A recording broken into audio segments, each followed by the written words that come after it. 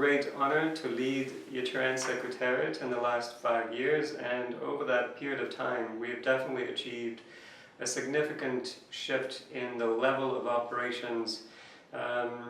Just to give you an example of the high-level meeting in Georgia, Regional Dialogue Road to Success, which raised one of the fundamental challenges to the sustainability of harm reduction, where we discussed with policymakers from the whole region how we will be transitioning to the government funding of harm reduction in the region. Another example is the pretty large-scale small grants program for drug user groups through peers support, through peers efforts, the name of the program is. And it's an unprecedented effort to really mobilize multiple drug user groups throughout the region to really fight for their rights, for their access to medical services, to defend their human rights. And we're really proud that we as a network of harm reduction programs contributed significantly to the mobilization of drug user groups in the region and to the community system strengthening for drug users. I think it's a pretty high level of operations with inputs and support from the ground up from the drug user community. I would agree. We have the name. We are known as a network who supports and could support and could manage the big programs. We have influence. On a different level, national, sometimes even local, regional, international. And what is the most important? We do have the joint vision, what we want to achieve. We developed strategy and we defined two key objectives of our work as a network. And that is the sustainable funding and sustainable development of the harm reduction services in the region, and the second is overcoming legal barriers for the harm reduction, and actually that's the alternatives to the repressive drug policy. So we need to have it more liberalized and more supportive to any services for drug user, people who are using drugs in the region. Mm-hmm. It's also important that we manage to broaden the geographic scope of our operations. And following the launch of the Global Fund project, which covers 6 countries in Eastern Europe and Central Asia, we've also managed to raise funds from the European Commission and implement a project in the European part of the region.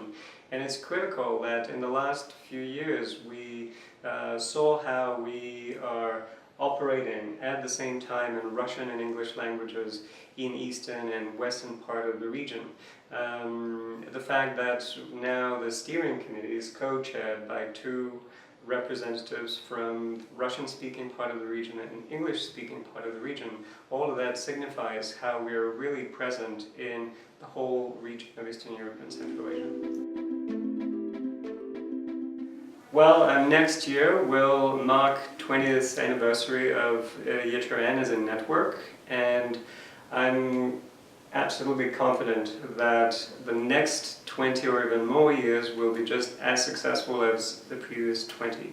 Now, the obvious realities where we live are such that the harm reduction sector will have to be new and revitalized because the realities in which we live and operate are different.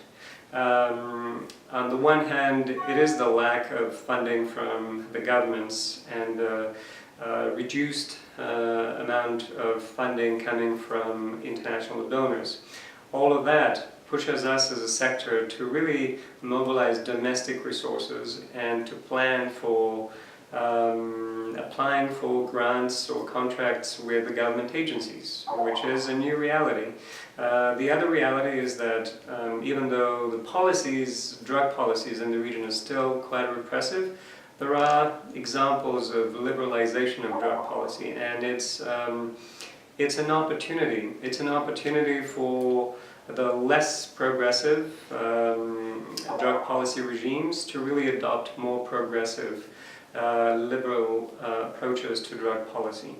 And we should be looking at the challenges rather as opportunities.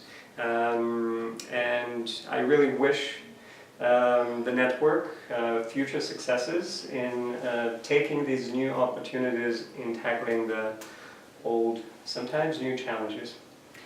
Among the key directions of our work, I could name the 6 which we already started and we recognize as leaders in them, and we need to continue and have the real results on the different levels. And one is the budget advocacy for harm reduction.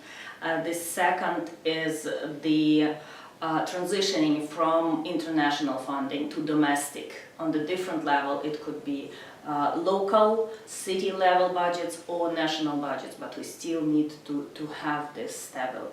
Then integration of harm reduction in the system of medical and social care for citizens. That's important and very hard task for all of us. Then coming to the drug policy, we are thinking, and we already started this work on alternatives to the punishment and to imprisonment for drug users. Then we are already developed the system of street lawyers and paralegals, and that's the direction we need to develop on protecting human rights of people using drugs.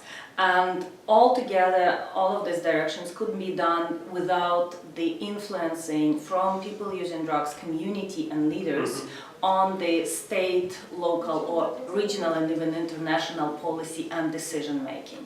That's the way how we operate, and hope that we will succeed in this professionalization of the community leaders in their role of influencing the decision. Good luck to all of us. And last year, together with you, we developed a new strategy for 2015-2019, which identifies 2 strategic objectives. One is the sustainability, both financial and programmatic sustainability of harm reduction programs that meet the needs of people who use drugs. And the second objective is the reform of drug policies to make them humane and observant of the human rights principles of people who use drugs. And I wish Anna and the team a lot of luck and success in achieving those strategic objectives, and I'm absolutely sure that in the reliable and good hands of Anna Doba, who you perfectly know, I'm sure, the network will achieve new successes. I wish you luck and we'll stay in touch. Thank you.